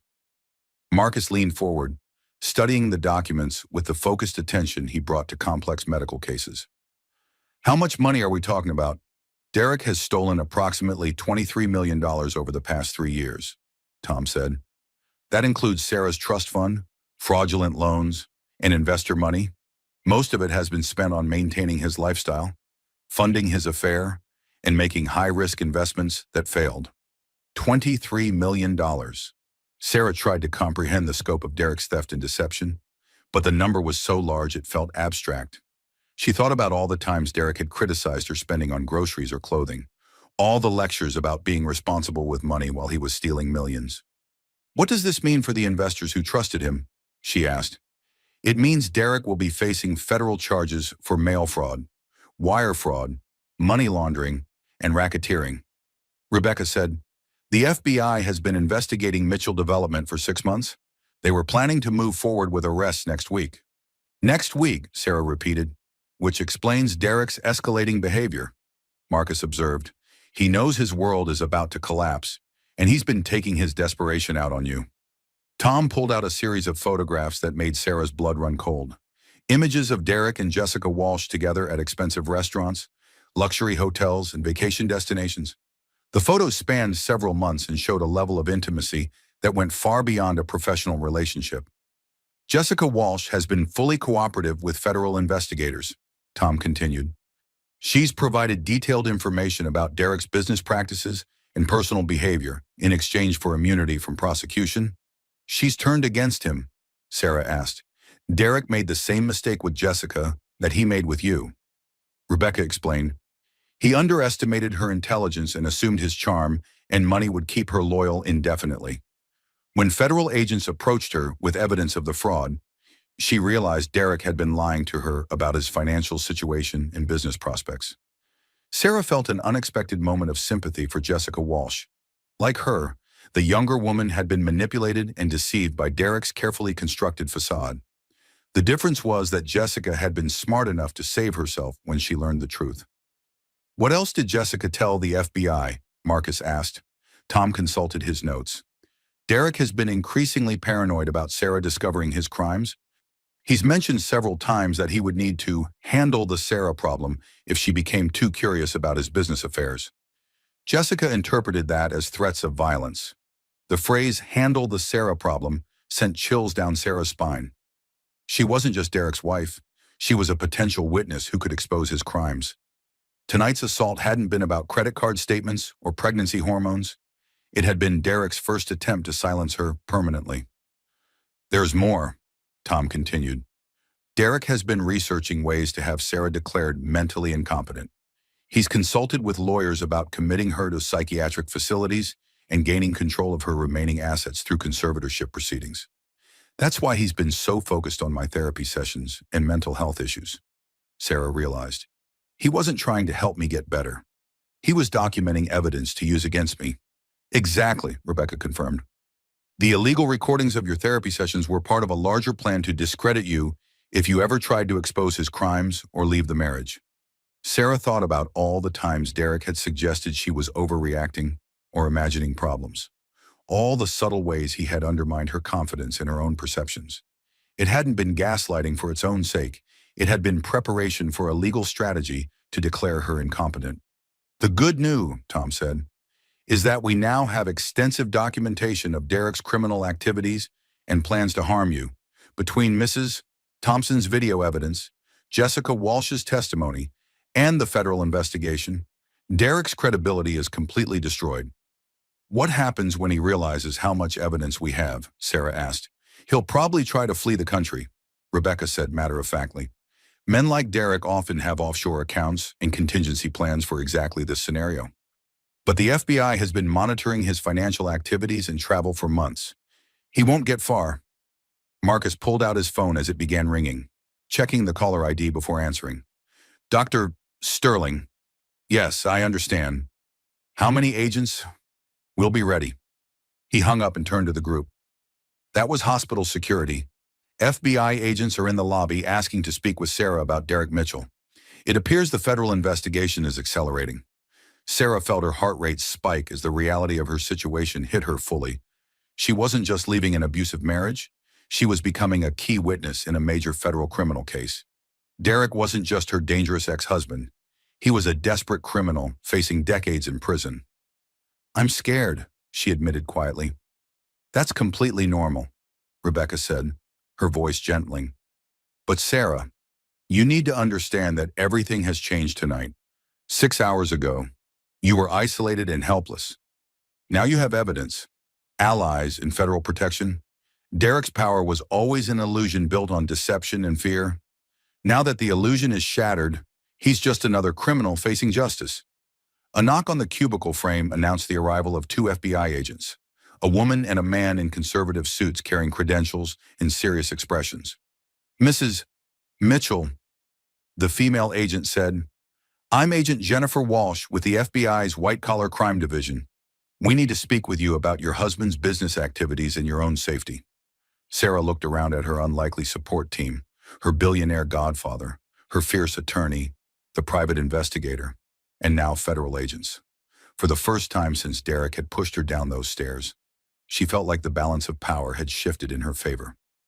What do you need to know? She asked. Agent Walsh smiled grimly. Everything, and Mrs. Mitchell. After tonight, Derek Mitchell will never hurt you again. That's a promise. The next morning arrived with the antiseptic brightness of hospital fluorescent lights and the distant sounds of the day shift beginning their rounds. Sarah had dozed fitfully between FBI interviews and medical checkups, her sleep punctuated by nightmares of Derek's threats and the strange relief of knowing she would never have to face them alone again.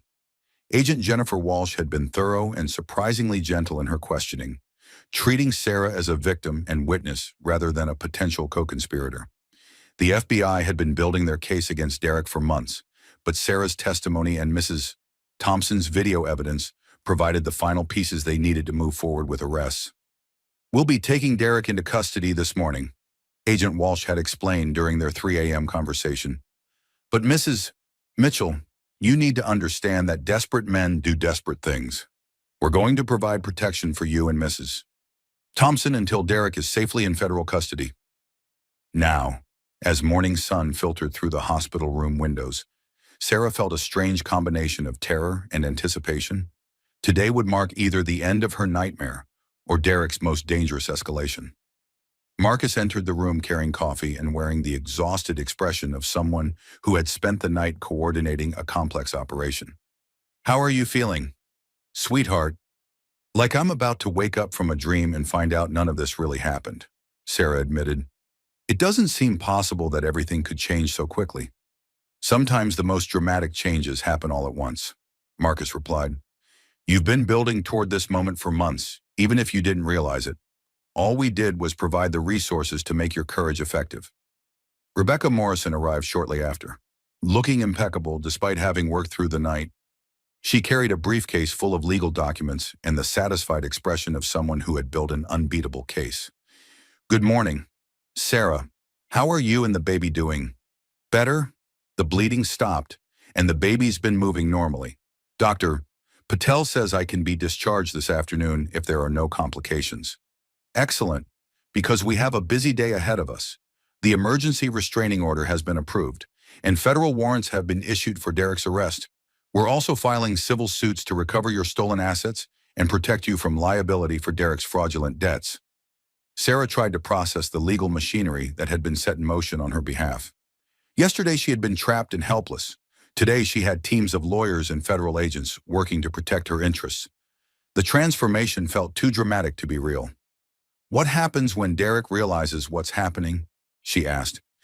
We're about to find out, Marcus said, checking his phone. Tom Bradley is conducting surveillance on Derek's movements this morning.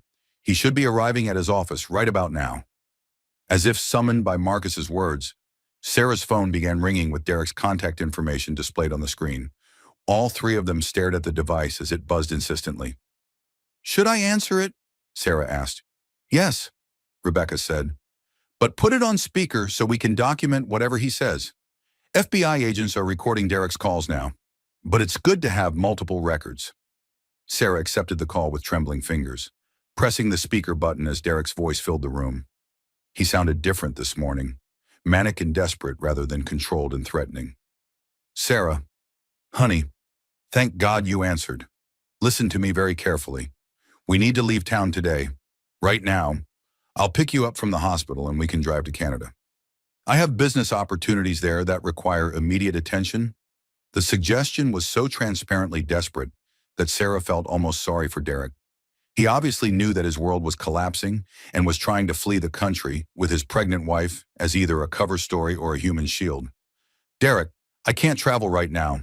The doctor wants to monitor me for complications from the head injury. Forget the doctor, Derek snapped, his mask slipping immediately. This is more important than your minor injury.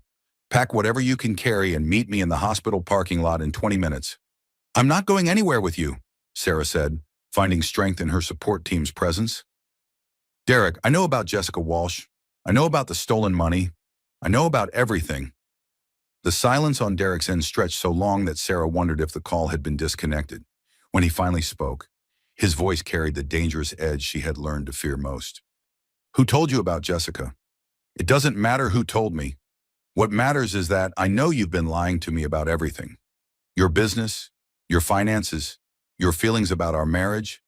Sarah, you don't understand the complexity of my business dealings.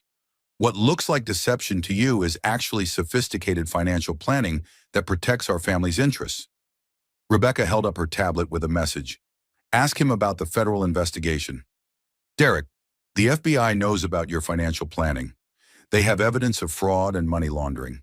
Jessica has been cooperating with federal investigators for months. Another long silence, followed by the sound of Derek's breathing becoming rapid and shallow. That bitch, he whispered. That stupid little bitch thinks she can destroy me. But she doesn't know who she's dealing with. Derek, the evidence isn't just from Jessica. The FBI has bank records, forged documents, testimony from multiple witnesses. It's over. It's not over, Derek shouted, his voice echoing through the hospital room. Nothing is over until I say it's over, Sarah. You belong to me. That baby belongs to me. No one gets to take my family away from me. Marcus moved closer to the phone, his surgeon's calm providing a stark contrast to Derek's hysteria. Derek, this is Dr. Sterling. I think it would be best if you turned yourself in to federal authorities voluntarily. The evidence against you is overwhelming, and cooperation might lead to more lenient sentencing. Dr. Sterling, Derek said, his voice dropping to a threatening whisper. You rich bastards think you can interfere with my marriage and steal my wife just because you have more money than I do? But money won't protect you when I decide to handle this personally. Is that a threat? Mr. Mitchell, it's a promise.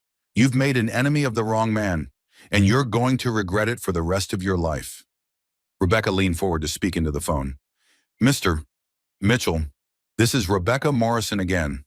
I want you to know that FBI agents are currently serving search warrants at your office and apartment.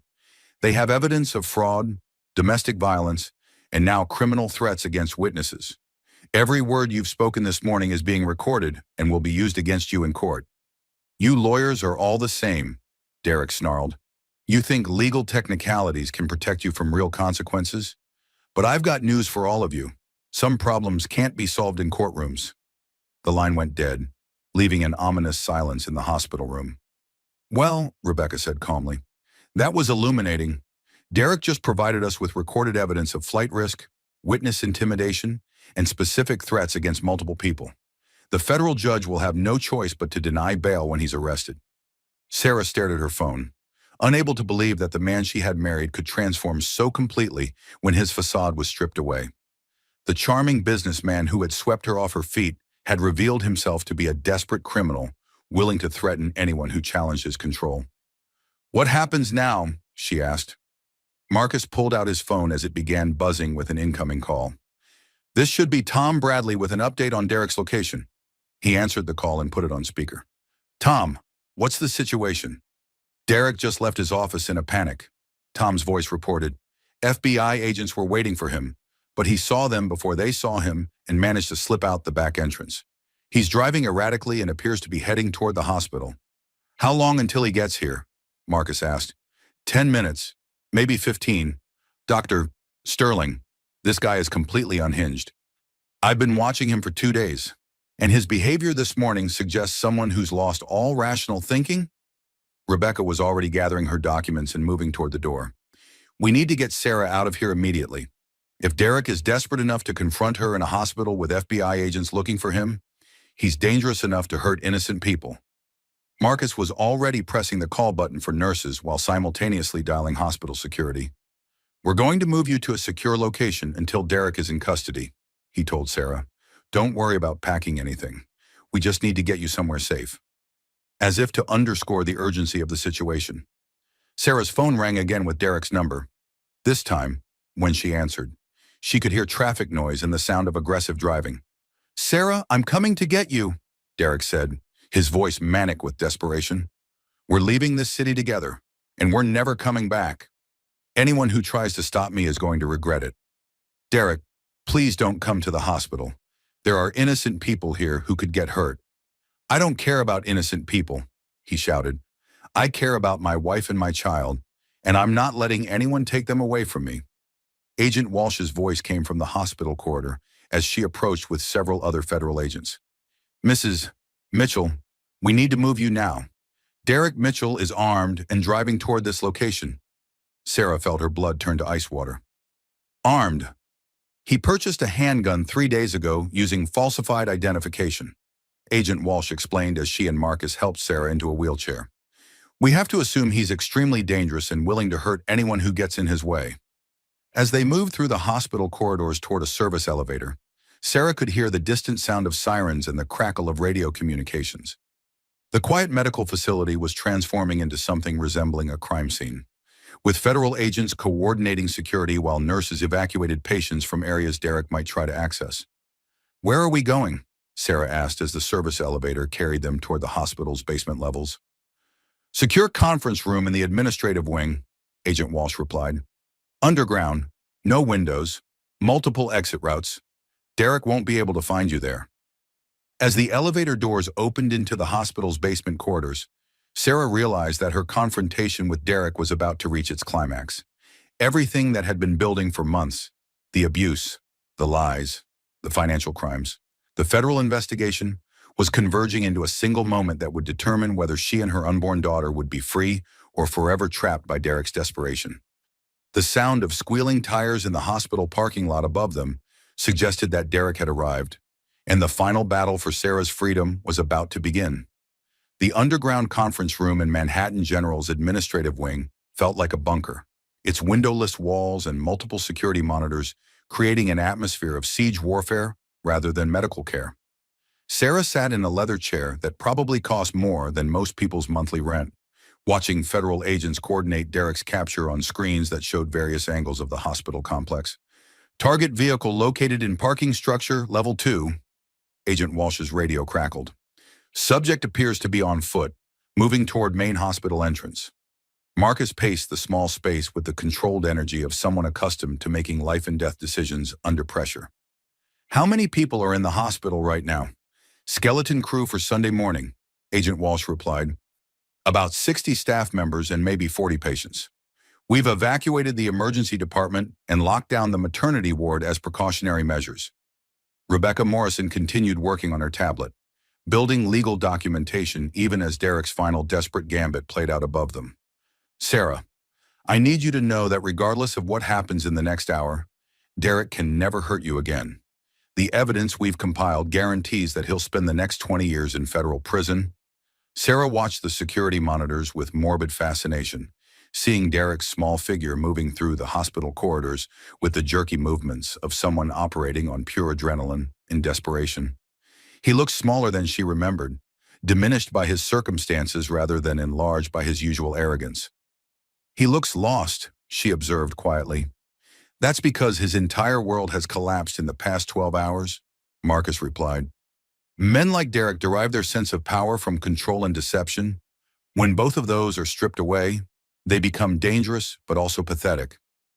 One of the monitors showed Derek approaching the nurses' station in the emergency department, where a single nurse remained to direct him away from patient areas. Even from the grainy security footage, Sarah could see the wild desperation in Derek's gestures as he demanded information about her location. He's asking about Sarah, Agent Walsh reported, listening to communications from agents positioned throughout the hospital. The nurse is following protocol and refusing to provide patient information.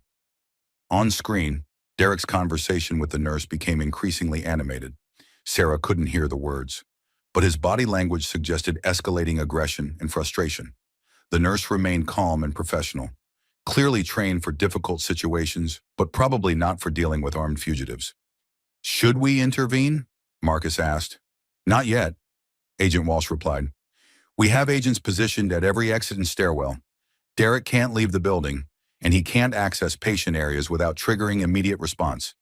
Sometimes it's better to let desperate people exhaust themselves through futile searching. Sarah's phone rang again, Derek's number appearing on the screen like a summons from a nightmare she couldn't fully escape. Agent Walsh nodded for her to answer. Derek, Sarah said, her voice carrying across the conference room speakers. Where are you? Derek demanded, his voice tight with panic and rage. I know you're here somewhere. The nurse won't tell me anything, but I'm going to find you. Derek, please just leave. You're only making things worse for yourself. Worse? Derek laughed, the sound harsh and brittle. Sarah, my business is destroyed, my money is gone, and federal agents are hunting me like an animal.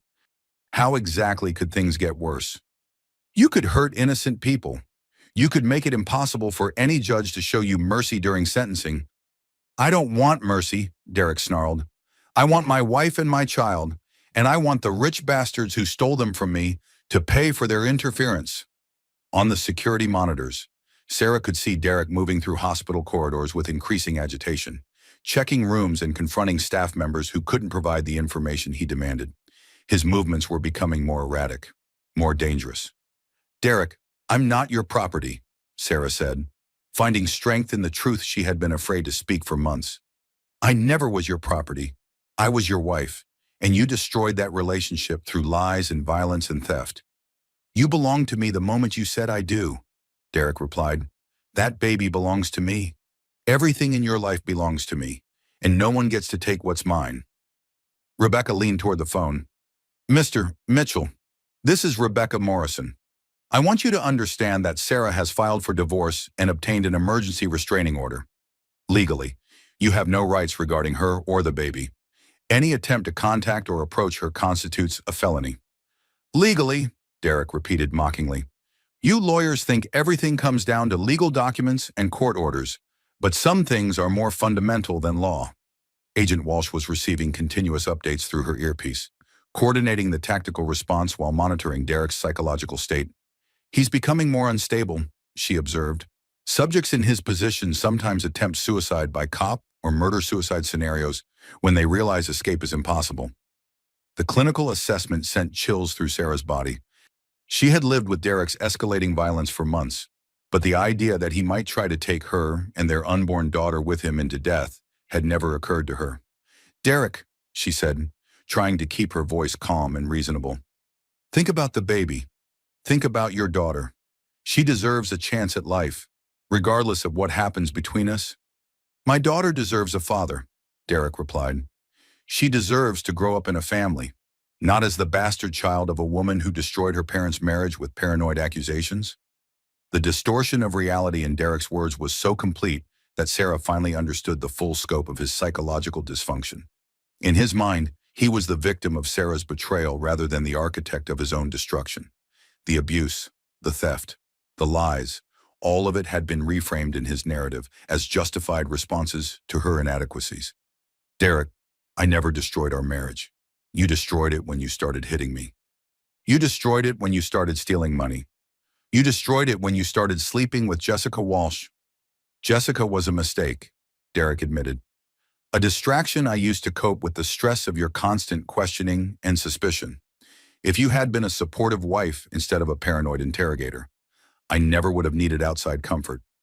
Even in his desperate circumstances, Derek was still attempting to make Sarah responsible for his choices. The pattern was so ingrained that he couldn't abandon it even when facing federal prosecution and life imprisonment. On the security monitors, Derek had reached the elevator banks and was pressing buttons frantically, trying to access floors that had been locked down by hospital security. His movements were becoming more agitated, more unpredictable. "He's trying to reach the maternity ward," Agent Walsh reported. "All elevators have been disabled and stairwell access is blocked, but he's not accepting that he can't get through." "What if he tries to hurt other patients?" Sarah asked. "We have agents positioned at every critical location," Agent Walsh assured her. "But Mrs. Mitchell, you need to understand that Derek is completely focused on finding you. Other people are obstacles to him, not targets." Sarah watched her husband's increasingly frantic movements on the security screens and felt a complex mixture of emotions. Fear, certainly, but also pity and a strange sense of grief for the man she had thought she married. That person had probably never existed, but she had loved the illusion enough to build her life around it. "Derek," she said into the phone, "I want you to know that I don't hate you. I feel sorry for you, and I hope you get the help you need in prison, but I can't let you hurt me or our baby anymore." "You feel sorry for me?" Derek's voice rose to a shout that echoed through the hospital corridors. "I'm a millionaire businessman who built an empire from nothing, and you feel sorry for me. You're a man who destroyed his own life through greed and violence," Sarah replied. "Your empire was built on lies and theft. Your success was an illusion that couldn't last." The truth of her words seemed to penetrate Derek's defenses in a way that legal threats and federal agents couldn't. On the security monitors, he stopped moving and stood perfectly still in the hospital corridor, as if her assessment had physically struck him. "Sarah," he said quietly, "please don't let them take me. Please don't let our daughter grow up thinking her father was a criminal." For a moment, Sarah heard echoes of the man she had fallen in love with, vulnerable, needing her support, asking for her help. But this time, she recognized the manipulation embedded in his plea. "Derek, I can't save you from the consequences of your choices. I can only save myself and our baby." The sound of heavy footsteps and shouted commands came through both the phone connection and Agent Walsh's radio simultaneously. "FBI, put your hands where we can see them." On the security monitors, Sarah watched federal agents surround Derek in the hospital corridor. He looked small and defeated, no longer the commanding presence who had dominated her life for 2 years. "Derek Mitchell, you're under arrest for fraud, money laundering, domestic violence, and federal witness intimidation." The phone call ended as Derek was handcuffed and led away, but Sarah could see his arrest playing out on multiple security screens. The man who had controlled every aspect of her existence was being processed like any other criminal. Read his rights and searched for weapons while hospital staff watched from safe distances. "It's over," Agent Walsh said simply. "Derek Mitchell is in federal custody and will be transferred to a detention facility pending trial." "Mrs. Mitchell," You and your baby are safe." Sarah stared at the monitors showing empty hospital corridors where Derek had been just moments before. 2 years of fear and control and gradual erosion of her self-worth had ended with handcuffs and federal agents, as if the nightmare had simply evaporated under the harsh light of legal reality. "What happens now?" she asked. Marcus sat down beside her and took her hand. "Now you heal. Now you rebuild your life. Now you become the mother your daughter deserves, free from fear and manipulation." Rebecca looked up from her tablet with a satisfied expression. "And now Derek faces the full consequences of his crimes. Based on the evidence we've compiled, he's looking at 25 to 30 years in federal prison. He'll never hurt you again." Sarah. As federal agents secured the hospital and began the process of returning it to normal operations, Sarah felt something inside her chest that she barely recognized. It took her several minutes to identify the sensation as hope. Not just hope that things might get better, but certainty that the worst was finally over. Her daughter would never know the fear that had defined the last months of Sarah's pregnancy. The baby would grow up free from Derek's violence and manipulation, surrounded by people who understood that love meant protection rather than control. The reckoning had come, and Sarah had survived it. 6 months later, autumn leaves swirled outside the courthouse windows as Sarah Mitchell sat in the gallery watching Derek's sentencing hearing. At 8.5 months pregnant, she felt her daughter moving restlessly inside her, as if the baby could sense the significance of this moment. Today would mark the final chapter of Derek's legal case, and the last time Sarah would ever have to see the man who had nearly destroyed her life. Derek looked diminished in his orange jumpsuit and shackles, a far cry from the confident millionaire who had once commanded every room he entered.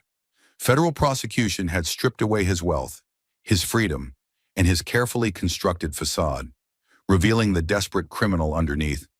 As Sarah watched him shuffle to the defendant's table, she felt no satisfaction in his downfall, only relief that this chapter of her life was finally ending. "Your Honor," the federal prosecutor began, "Derek Mitchell stands before this court as a man who systematically destroyed the lives of everyone who trusted him.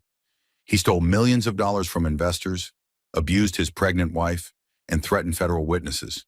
We ask for the maximum sentence allowed under federal guidelines." Surety, Rebecca Morrison sat beside Sarah, her presence both protective and reassuring. "How are you feeling?" she whispered. "Ready for it to be over," Sarah replied quietly. "Ready to stop being Derek Mitchell's victim and start being Emma's mother." Emma Rose Mitchell was due in 3 weeks, and Sarah had spent the past months preparing for single motherhood with the support system she had rebuilt around herself. Marcus had helped her find a beautiful apartment in a safe neighborhood, far from the luxury building where Derek had controlled every aspect of her existence.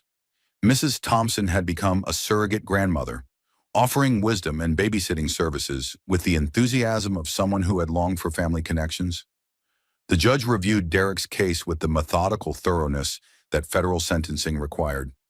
"Mr. Mitchell, you have been convicted of 27 felony counts, including fraud, money laundering, domestic violence, and witness intimidation.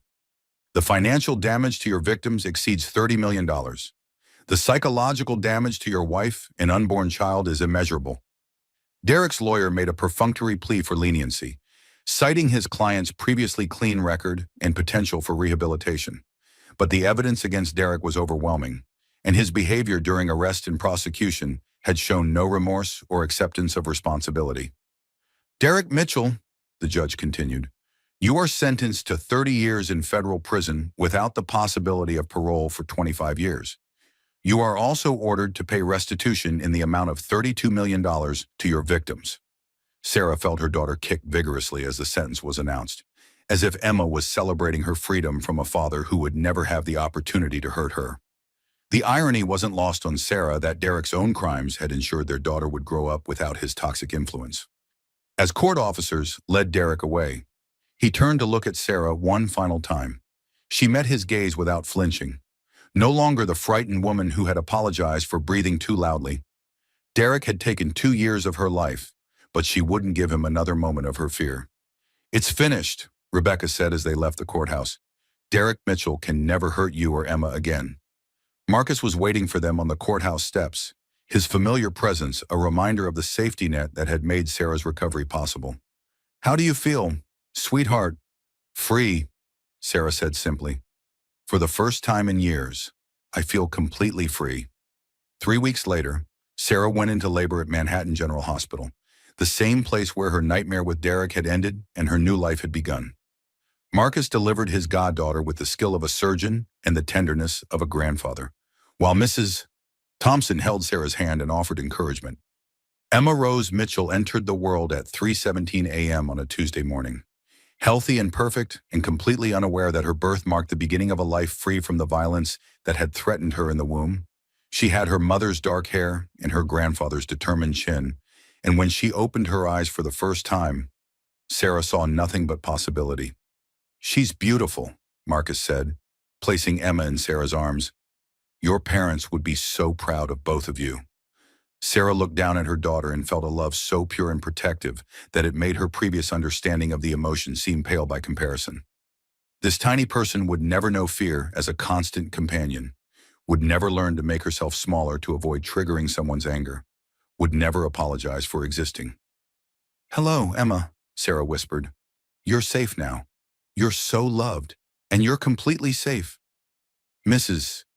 Thompson dabbed at her eyes with a tissue, overcome with emotion at witnessing the continuation of life after so much trauma. "She's perfect, sweetheart. Absolutely perfect." Over the following months, Sarah settled into the rhythm of new motherhood with the support of her chosen family. Marcus took his role as surrogate grandfather seriously, spoiling Emma with toys and books while teaching Sarah about child development and nutrition. Mrs. Thompson became Emma's official babysitter, providing childcare when Sarah returned to school to complete her social work degree. Sarah had decided to specialize in domestic violence counseling, using her own experience to help other women recognize and escape abusive relationships. The work was challenging, but deeply fulfilling, transforming her trauma into a tool for healing others. "I used to think strength meant enduring everything silently," Sarah told her first support group of abuse survivors. "Now I know strength means asking for help when you need it, believing in your own worth when others try to diminish it, and choosing to heal rather than harbor hatred." The women in the group listened with the intense attention of people who recognized truth in her words. Some were still trapped in abusive relationships, gathering courage for escape. Others were newly free but struggling with the aftermath of trauma. All of them needed to hear that survival was possible, that life after abuse could be not just bearable but beautiful. Emma thrived in the environment of love and stability that Sarah had created for them. At 6 months old, she was a happy baby who smiled easily and reached for strangers without fear, a stark contrast to the anxious child she might have become in Derek's household. "She's going to be a strong woman," Mrs. Thompson observed during one of their regular dinners together. "Just like her mother." "I hope she never needs the kind of strength I had to develop," Sarah replied. "I hope she grows up knowing she deserves to be treated with love and respect, so she never accepts anything less." Marcus raised his wine glass in a toast. "To Emma Rose Mitchell, who will grow up knowing her own worth because her mother fought for both of their freedom." As they clinked glasses, Sarah reflected on the journey that had brought them to this moment. A year ago, she had been trapped in a marriage that was slowly killing her spirit, convinced that her situation was hopeless and that she deserved the treatment she received. Tonight, she sat in her own apartment, surrounded by people who loved her, raising a daughter who would never know the fear that had once defined Sarah's existence. The transformation hadn't been easy. There had been months of therapy to unravel the psychological damage Derek had inflicted, legal proceedings to recover stolen assets, and the constant work of rebuilding her sense of self-worth. But every difficult day had been worth it for moments like this, when she could look at Emma sleeping peacefully and know that her daughter's future was unlimited. Sometimes Sarah thought about Derek in his federal prison cell, serving a sentence that would keep him locked away until Emma was nearly 30 years old. She felt no hatred toward him anymore, only pity for a man who had destroyed his own life through greed and violence. His choices had consequences, and those consequences would ensure that he could never hurt another woman the way he had hurt her. "What are you thinking about?" Marcus asked, noticing her thoughtful expression. "Just how different everything is now," Sarah said. "A year ago, I couldn't imagine a life without Derek's control and anger. Now I can't imagine going back to that darkness." "You'll never have to," Mrs. Thompson said firmly. "You've built something beautiful here," something real and lasting. As the evening wound down and Emma stirred from her nap, Sarah felt a profound sense of gratitude for the people who had helped her escape Derek's web of manipulation and abuse. Marcus's wealth and connections had provided practical resources, but his love and support had given her something more valuable, the reminder that she was worth protecting and defending. Mrs. Thompson's courage in recording Derek's assault had provided crucial evidence, but her ongoing friendship had shown Sarah what healthy relationships looked like. Rebecca Morrison's legal expertise had dismantled Derek's defenses, but her fierce advocacy had demonstrated that some people would fight for justice even when it didn't benefit them personally. Most importantly, Sarah had learned to trust her own instincts again, to believe her own perceptions, and to value her own well-being. The woman who had once apologized for existing had become someone who advocated for herself and others, someone who understood that true love meant freedom rather than possession. Emma woke up and immediately reached for her mother, her small hands grasping at Sarah's face with the complete trust that only children possess. As Sarah lifted her daughter and felt the warm weight of that tiny body against her chest, she understood that this was what she had been fighting for all along, not just her own freedom, but the chance to give Emma a different kind of life entirely. "Hello, beautiful girl," Sarah murmured into Emma's soft hair. "Mama's here. Mama's always going to be here." Outside the apartment windows, the city continued its endless rhythm of movement and change. But inside their small space, Sarah and Emma existed in a bubble of safety and love that no one could threaten or destroy. The nightmare was over, and the rest of their lives stretched ahead like an open road leading toward whatever future they chose to create. Some fairy tales end with the princess marrying the prince, but better stories end with the princess discovering she never needed rescuing. She just needed to remember her own power. And sometimes, having a billionaire godfather who believes in you doesn't hurt either. As Emma drifted back to sleep in her mother's arms, Sarah looked around at the life she had built from the ashes of her marriage and felt something she had almost forgotten was possible: complete and utter peace. They were safe, they were loved, and they were free to become whoever they wanted to be.